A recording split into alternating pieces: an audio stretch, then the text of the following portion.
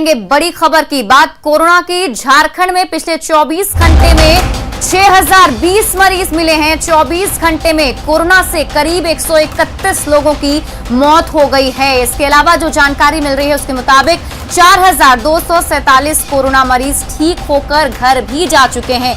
लेकिन कोरोना का कहर लगातार जारी है। आप तैयार रहें, तभी आप कोरोना से मुकाबला कर सकते हैं और उसे हरा भी सकते हैं।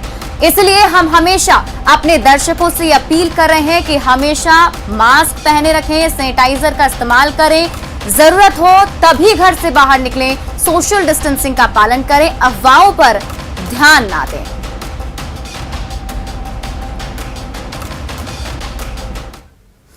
और झारखंड में कोरोना की रफ्तार पर ब्रेक नहीं लग पा रहा है। कल कोरोना के 6020 नए केस सामने आए हैं। पिछले 5 दिनों की बात करें तो 23 अप्रैल को 5741 मरीज सामने आए थे। ग्राफ के जरिए हम आपको दिखा रहे हैं, आप देखिए 23 अप्रैल के बारे में बात करें तो 5741, 24 अप्रैल को 5152, 25 अप्रैल 5903 कोरोना के मरीज मिले थे, 26 अप्रैल को 5541 और 27 अप्रैल को 6020।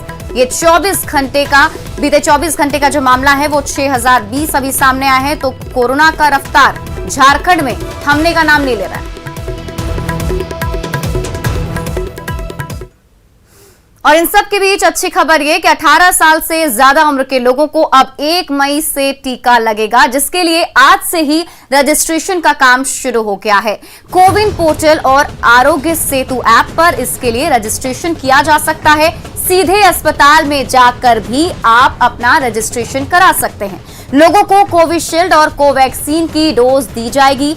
बिहार, झारखंड के साथ 17 राज्यों में भी फ्री वैक्सीनेशन की जाएगी। सरकारी के साथ साथ प्राइवेट अस्पताल में भी लोग टीका लगवा सकते हैं। कोविशील्ड प्राइवेट अस्पतालों को 600 रुपए प्रति डोज में मिलेगी और कोवैक्सीन प्राइवेट अस्पतालों को 1200 रुपए प्रति डोज में मिलेगी।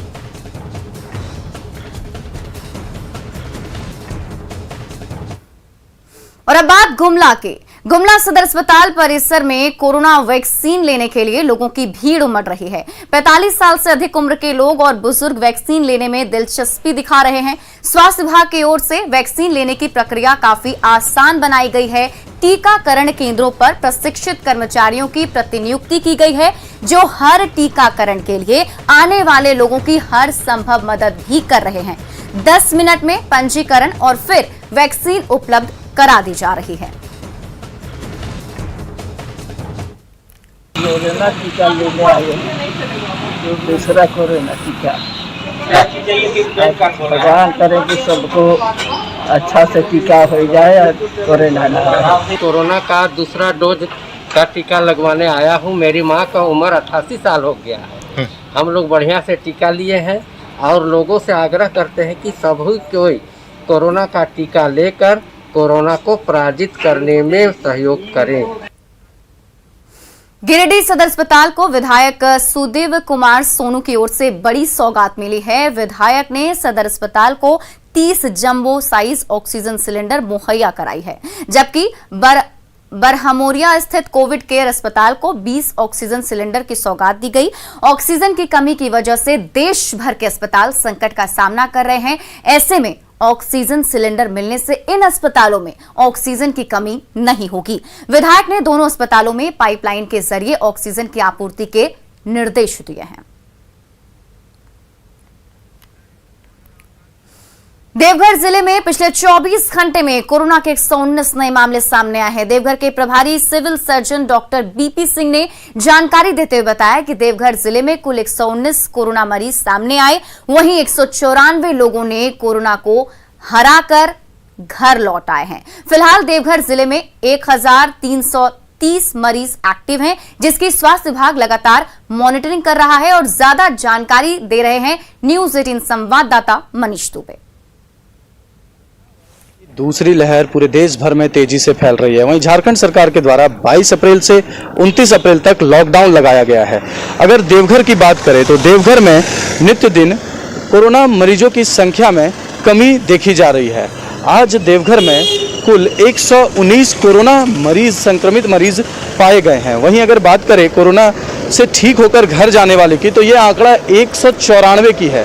और इसके बाद यहाँ अभी एक्टिव केस जो है वो 1330 एक्टिव केस बचे हैं।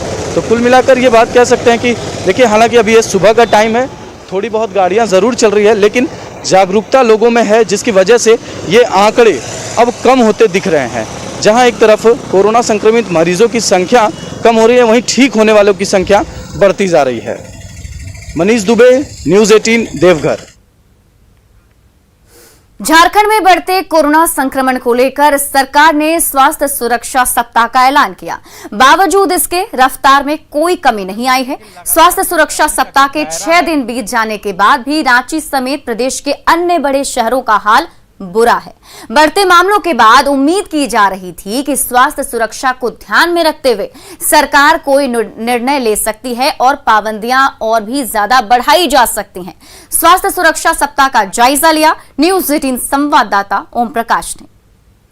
सुरक्षा सप्ताह का आज 7वां दिन है। सरकार ने कोरोना संक्रमण की रफ्तार को देखते हुए लॉकडाउन की बात कही थी और इस स्वास्थ्य सुरक्षा सप्ताह को मनाया जा रहा था, लेकिन बावजूद इसके सरकार के तमाम सख्ती के बावजूद संक्रमण की रफ्तार नहीं सुधरी है। आपको बताना चाहेंगे कि लगातार संक्रमण का जो दायरा है वो भी बढ़ता ही जा रहा है। राजधानी रांची, जमशेदपुर, धनबाद जैसे इलाकों में संक्रमण की रफ्तार कई बातें कहती हैं। यहाँ पर लगातार जो संक्रमण है, जो संक्रमित लोग हैं, उनकी संख्या में इजाफा हो रहा है। हालांकि कई लोग ऐसे भी हैं जो कोरोना को मात देते हुए नजर आए हैं और रिकवरी रेट में भी सुधार हुआ है। हालांकि सरकार आगे क्या कुछ कड़े कदम उठाती है, क्योंकि लॉकडाउन का कल 29 तारीख को अंतिम दिन होगा, तो देखना होगा सरकार उससे पहले क्या कुछ डिसीजन लेती है। क्योंकि कई संगठन या फिर राजनीतिक संगठन की भी बात की जाए तो वो भी इसे बढ़ाने की पेशकश कर चुके हैं और संक्रमण की रफ्तार को देखते हुए भी सरकार इस पर विशेष मंथन कर रही है।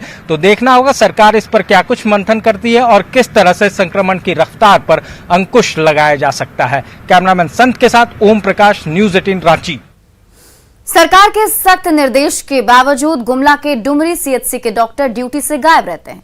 इस खबर को न्यूज़ 18 ने प्रमुखता से दिखाया, जिसके बाद गुमला उपायुक्त शिशिर कुमार सिन्हा के निर्देश पर चैनपुर अनुमंडल पदाधिकारी प्रीति किस्कू ने अस्पताल का औचक निरीक्षण किया, जिसमें डुमरी सीएचसी के 3 डॉक्टर अपनी ड्यूटी से गायब पाए गए।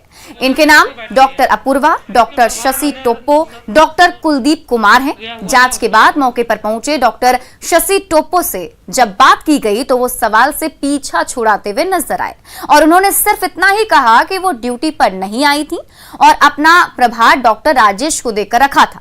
इस पर डॉक्टर राजेश ने कहा कि उन्हें डॉक्टर शशि ने प्रभार नहीं दिया है। वैसे भी एमबीबीएस डॉक्टर किसी आयुष डॉक्टर को प्रभार नहीं दे सकता है।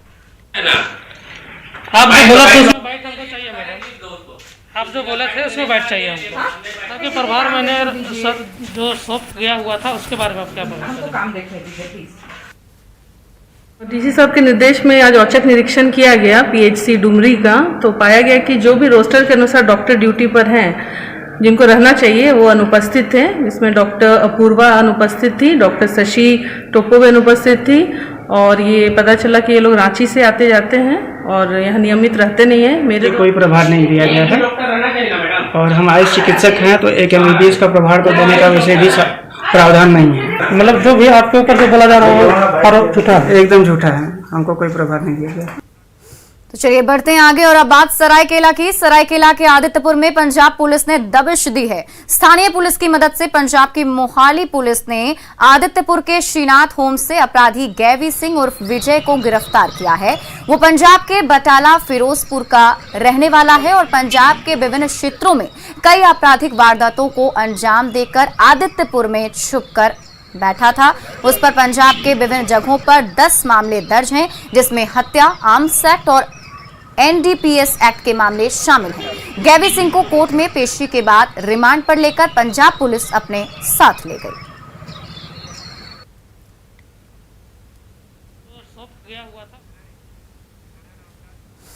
जमशेदपुर में हाई वोल्टेज ड्रामा देखने को मिला है। नीलडी के समीप गोलमुरी पुलिस ने कार चालक को रोकना चाहा, लेकिन कार चालक तेजी से भागने लगा। इसी चक्कर में कार ने 3 वाहनों को टक्कर मार दी, जिससे राहगीरों को चोटें आई हैं। उधर पीछा कर रही पुलिस की गाड़ी भी दुर्घटनाग्रस्त हो गई। पुलिस कर्मियों को भी चोटें आई हैं। जिस कार का पुलिस पीछा कर रही थी उसमें एक युवती और 2 युवक सवार थे। सभी को एमजीएम अस्पताल में भर्ती कराया गया।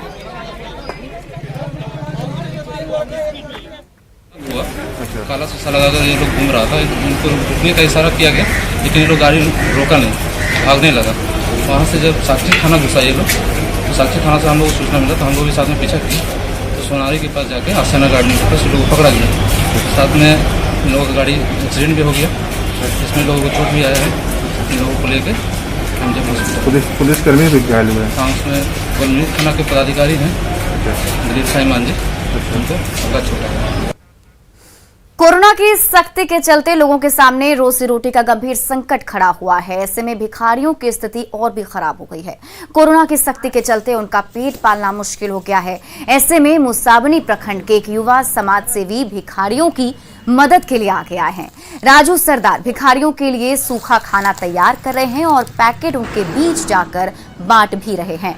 राजू सरदार जो पेशे से टीवी दुकानदार हैं, राजू ने फैसला किया कि जब तक कोरोना की सख्ती बनी रहेगी तब तक वो गरीबों के बीच खाना बांटते रहेंगे।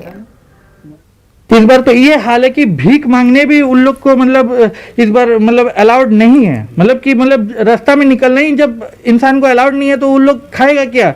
भीख मांगेगा तो ही खा पाएगा। बहुत सराहनीय कार्य है। पिछले लॉकडाउन में भी चढ़ बढ़ के हिस्सा लिए थे और बहुत गरीबों का पेट पला उसमें, और इस बार भी ये चढ़ बढ़ के हिस्सा लेने की कोशिश कर रहे हैं और अच्छी पहल है ये। एक तरफ जहां लॉकडाउन में लोग अपने घरों पे कैद हैं, वहीं पर मुसाबनी के प्रखंड के रहने वाले राजू सरदार ने आज इस लॉकडाउन के बीच में वैसे लोगों को यहाँ पर मदद करने का प्रयास कर रहे हैं जो सड़कों पे, जो बाजारों पे, जो अन्य लोगों से मांग कर अपना पेट पालते थे। राजू सरदार इस लॉकडाउन में बाजारों के जो भिक्षुक हैं उन्हें अपनी ओर से इस लॉकडाउन में सूखा राशन देने का मदद कर रहे हैं। पैकेट बनाकर उनके घर घर पहुंचा रहे हैं।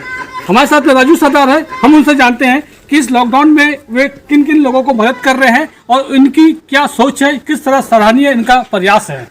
विषम लॉकडाउन में परिस्थिति को देखते हुए जहाँ तक हमने फैसला किया कि जो इसमें सबसे भारी संकट के में जो है वो डेली जो मांग कर खाते थे, बाजार वगैरह पूरी तरह से बंद होने के कारण उन लोगों अपने घर में कैद हो गए, ना ही वो बाहर निकल पा रहे हैं और ना ही उनको कहीं से कोई मदद मिल रही है। स्थिति को देखते हुए बाजार पूरी तरह से बंद होने के कारण इनको कहीं से कोई मदद नहीं मिल पाएगी। तो हमारा इनको ये भी कहना है कि आप लोग अपने घरों में रहें, बाहर ना निकलें। बाकी इनको आगे भी किसी भी तरह की कोई भी खाने पीने को लेकर के कोई भी परेशानी होगी तो हम उसमें अपना योगदान देंगे, जरूर देंगे। तो राजू सरदार जो है इस लॉकडाउन में वो पूरी तरह वैसे लोगों की मदद कर रहे हैं जो अपने घरों में कैद है और जो बाजारों में, हाटों में जो मांग कर अपना पेट पालते थे। क्योंकि इस लॉकडाउन में इन्हें यह उम्मीद भी नहीं थी कि शायद इन्हें कोई मदद मिलेगा, लेकिन राजू सरदार एक मानवता के तौर पर इस लॉकडाउन में वैसे भिक्षुक को मदद कर रहे हैं जो अपने घरों पे कैद है, जो बाजार हाटों में जो मांग कर पेट पालते थे। आज वे दाने दाने को मोहताज हैं, लेकिन राजू सरदार उन्हें सूखा राशन घर पहुंचा रहे हैं। रंजन कुमार, न्यूज़ 18 घाटशिला।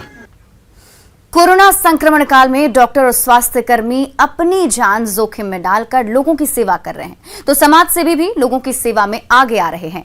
वरिष्ठ पत्रकार और झारखंड के पूर्व कार्यवाहक मुख्य सूचना आयुक्त हिमांशु शेखर चौधरी ने जोगेंद्र तिवारी, मनीष सिंह, निशांत सिंह, आयुष खेमका और वेद प्रकाश यादव के सहयोग से रिम्स अस्पताल प्रबंधन को मरीजों की सुविधा के लिए 60 स्टैंड फैन डोनेट किया है।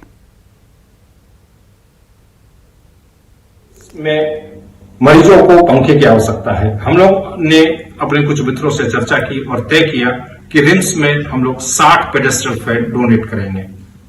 ये ऐसा हम लोगों ने किया इसलिए कि ये वक्त राज्य और सरकार और प्रशासन को कोसने का नहीं है। ये वक्त है कि हर व्यक्ति को अपने सामर्थ्य के अनुसार आगे आना चाहिए, समाज को मदद करनी चाहिए ताकि इस विषम परिस्थिति से हम लोग जीत सकें। इससे विकट परिस्थितियां भी आई हैं हम लोगों ने जीत हासिल की है, इस पर भी जीत हासिल करेंगे। सिर्फ हर व्यक्ति को अपने सामर्थ्य के अनुसार सहयोग करना चाहिए, सरकार के निर्देशों का पालन करना चाहिए। जब तक जरूरी ना हो घर से बाहर न निकलें तो मास्क जरूर लगाएं और एक दूसरों के बीच दूरी बनाए रखें। तो फिलहाल इस बुलेटिन में बस इतना ही, लेकिन न्यूज़ 18 पर खबरों का सिलसिला लगातार जारी।